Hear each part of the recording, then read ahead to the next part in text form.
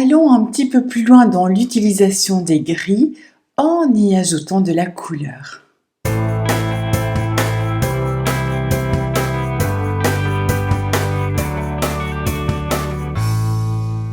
Je suis ravie de vous retrouver pour explorer les gris. Nous avons déjà fait une première étape dans une vidéo précédente, mais aujourd'hui, nous allons y ajouter de la couleur.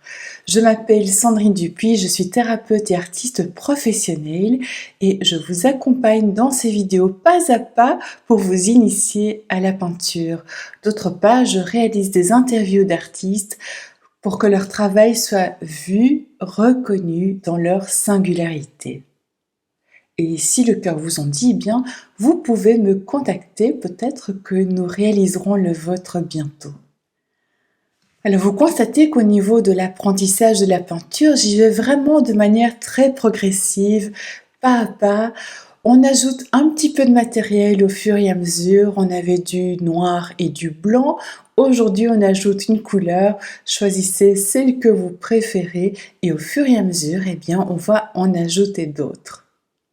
Pour cette expérience, eh bien, je prends mon cahier d'exercices et vous voyez que j'ai refait une série de gris dans toutes les nuances que ça peut comporter. Ils sont assez foncés ici et puis là je suis en train d'en ajouter des plus clairs.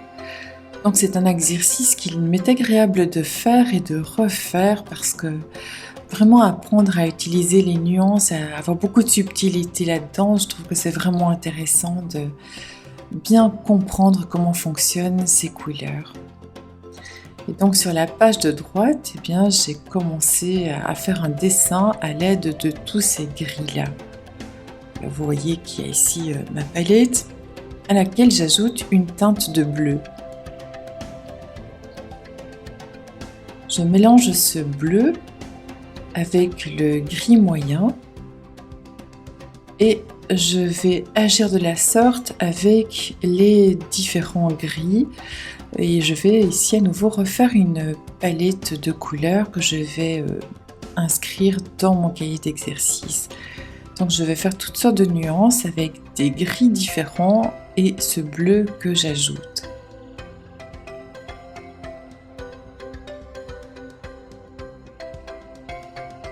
Et vous voyez que plus j'ajoute de bleu ou plus j'ajoute de gris, et plus je vais avoir de nuances.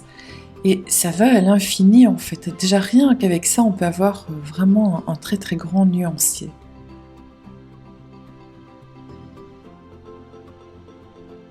Voilà ici avec du plus clair.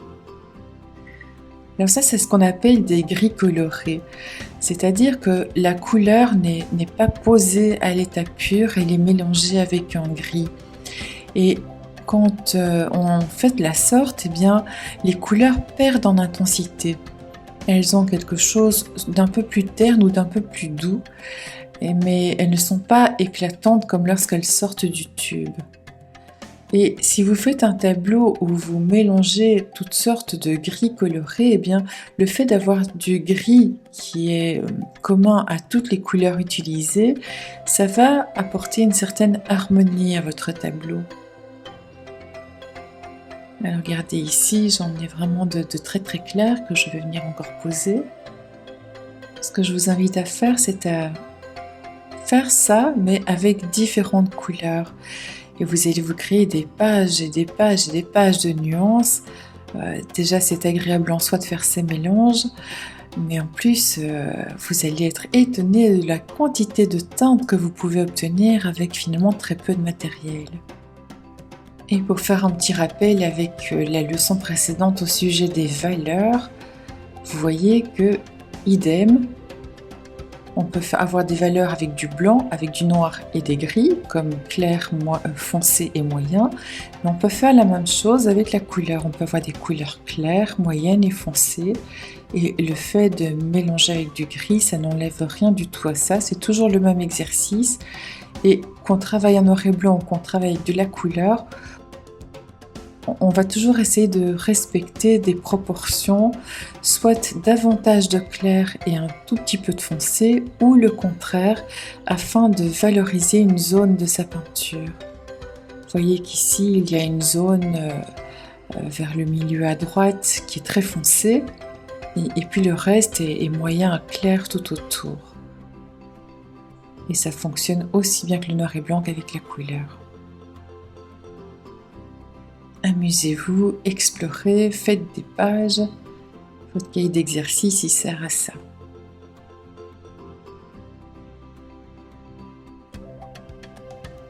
Ici, je vais tenter autre chose. Je repars de mes grilles de base, de ce bleu que je viens d'utiliser précédemment. Mais vous voyez, je vais aussi ajouter une autre teinte. Je prépare donc du gris coloré en bleu. Voilà mes petits essais sur la page. Avec un gris clair, un gris moyen et puis un gris foncé. Alors là, j'ai mis de la couleur pure en dessous pour que vous voyez bien la nuance. Et puis l'autre couleur que j'ai mise à côté, il s'agit d'un rouge. Et bien, je mets aussi cette couleur pure à côté. Et puis, j'ai déjà posé les 3 nuances de gris que je vais mélanger avec ce rouge pour vous faire exactement la même chose avec la même couleur de gris à la base et un petit peu de rouge au lieu du bleu. Et me voilà avec 8 teintes de base. Qu'est-ce que je vais faire à présent? Eh bien, toujours dans mon cahier d'exercice, j'ai déjà préparé un fond préalable. C'est un gris que j'ai mélangé avec un tout petit peu de rouge et de bleu, en fait, vraiment pour le rendre hyper terne et assez neutre. Et je vais commencer à travailler avec le bleu. Alors on verra ultérieurement qu'il y a des tons qu'on met plutôt à l'arrière et des tons qu'on met plutôt à l'avant-plan. Je ne vous en dis pas plus aujourd'hui parce que c'est pas le sujet. Amusez-vous déjà avec ce qu'on voit aujourd'hui. Préparez 2 teintes avec des gris. Et puis ici, je vais faire un petit paysage floral. Et je mets les bleus à l'arrière parce que c'est une couleur froide. Je vais mettre les rouges à l'avant parce que c'est plus chaud et c'est plus logique dans une perspective de travailler de cette manière-là. Mais comme je vous l'ai dit, on y reviendra une autre fois. Et vous voyez que je veux utiliser des teintes plus claires à l'arrière, je vais utiliser des teintes plus vives à l'avant. Et ça va mettre en valeur les petites fleurs que je suis en train de peindre. Alors à nouveau, rien de bien sorcier, ce sont des formes très basiques. Si vous êtes déjà très fort en dessin, vous pouvez évidemment faire des fleurs beaucoup plus structurées. Et si vous êtes débutant et que vous réalisez des fleurs de cet ordre-ci, eh bien c'est très bien. N'oubliez pas que le but c'est de s'amuser, d'oser explorer et de libérer sa créativité. Vous voyez qu'une grande palette, ça aide aussi. Moi là, j'utilise un grand couvercle, j'aime bien utiliser ça. Je le nettoie à fond à chaque fois, c'est le couvercle de la boîte dans laquelle je range mes peintures. Et c'est vraiment une palette que j'aime bien parce que c'est grand. Ça me permet de bien étaler les couleurs, de faire plein de mélanges. Vous voyez là, je mets des rouges plus vifs. Comme ça, on a l'impression que tout ce qui est en dessous eh bien, paraît plus lointain dans la peinture. Voilà, je vous laisse regarder la suite. Essayez de faire quelque chose de similaire.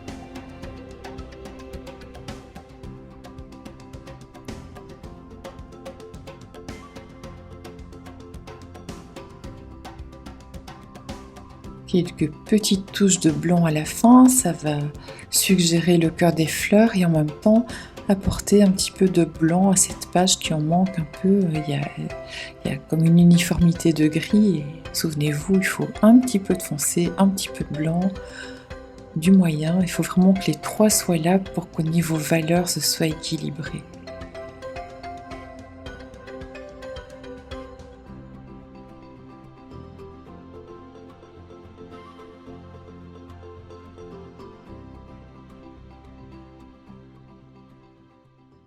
Alors avec du blanc, du noir et une voire deux couleurs, vous venez de constater par vous-même tout ce qu'il est déjà possible de réaliser, que ce soit figuratif ou abstrait. Je vous encourage vraiment à exercer vos talents parce que plus vous allez vous exercer et plus vous allez avoir le feeling pour comprendre ce qu'il est bon de faire. Je vous rappelle également que vous pouvez publier vos réalisations sur le groupe Facebook qui s'appelle RTV Sandrine Dupuis, c'est facile à trouver et de toute façon je mets le lien dans le descriptif de cette vidéo, de même que le lien PayPal si vous avez à cœur de soutenir cette chaîne. Je me réjouis de vous retrouver bientôt, que ce soit dans une prochaine vidéo ou lors d'un atelier. Là aussi, vous trouverez le lien dans le descriptif de cette vidéo. J'organise régulièrement des groupes sur Zoom, donc vous ne bougez pas de chez vous. Il suffit de vous inscrire, de cliquer sur le lien à l'heure convenue, et puis là, on travaille ensemble sur des thèmes que l'on explore. Et je commence par une induction hypnotique pour libérer votre créativité, pour faciliter votre accès à la peinture. Et c'est vraiment quelque chose d'agréable, on le travaille ensemble, c'est sans jugement, il y a vraiment pas de jugement, c'est dans une grande bienveillance.